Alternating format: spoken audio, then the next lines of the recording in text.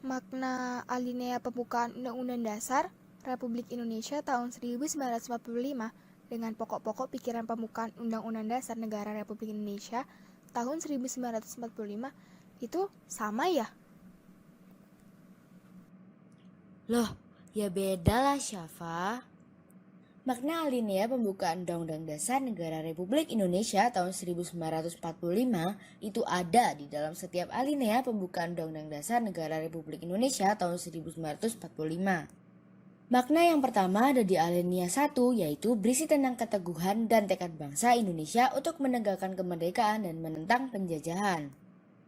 Makna alinea kedua menunjukkan kebanggaan dan penghargaan atas perjuangan bangsa Indonesia selama merebut kemerdekaan. Ini berarti kesadaran bahwa kemerdekaan dan keadaan sekarang tidak dapat dipisahkan dari keadaan sebelumnya. Kemerdekaan yang diraih merupakan perjuangan para pendahulu bangsa Indonesia.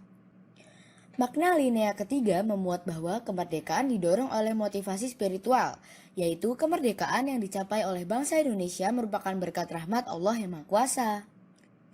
Makna alinea keempat memuat prinsip-prinsip negara Indonesia, yaitu tujuan negara yang akan diwujudkan oleh pemerintahan negara, ketentuan diadakannya Undang-Undang Dasar, bentuk negara, dan dasar negara Indonesia yaitu Pancasila. Oh, jadi makna pembukaan Undang-Undang Dasar Negara Republik Indonesia tahun 1945 itu bisa kita temukan di setiap alinea pembukaan Undang-Undang Dasar Negara Republik Indonesia tahun 1945 ya Syah. Lalu, kalau pokok-pokok pikiran pembukaan Undang-Undang Dasar Negara Republik Indonesia tahun 1945 itu apa aja ya Syah? Iya benar. Jadi makna alinea pembukaan Undang-Undang Dasar Negara Republik Indonesia tahun 1945 itu ada di dalam setiap alinea pembukaan Undang-Undang Dasar Negara Republik Indonesia tahun 1945. Nah, kalau pokok pikiran pembukaan Undang-Undang Dasar Negara Republik Indonesia tahun 1945 itu bertujuan untuk mewujudkan cita hukum yang menguasai hukum dasar negara, baik yang tertulis maupun yang tidak tertulis. Pokok-pokok pikiran tersebut antara lain yang pertama, negara melindungi segenap bangsa Indonesia dan seluruh tumpah darah Indonesia dengan berdasar atas persatuan.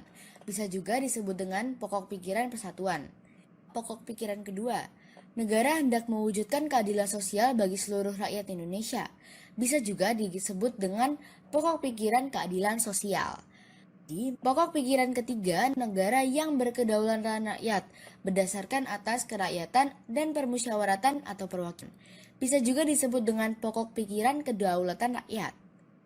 Pokok pikiran keempat atau yang terakhir, negara berdasarkan atas ketuhanan yang Maha Esa, menurut dasar kemanusiaan yang adil dan beradab.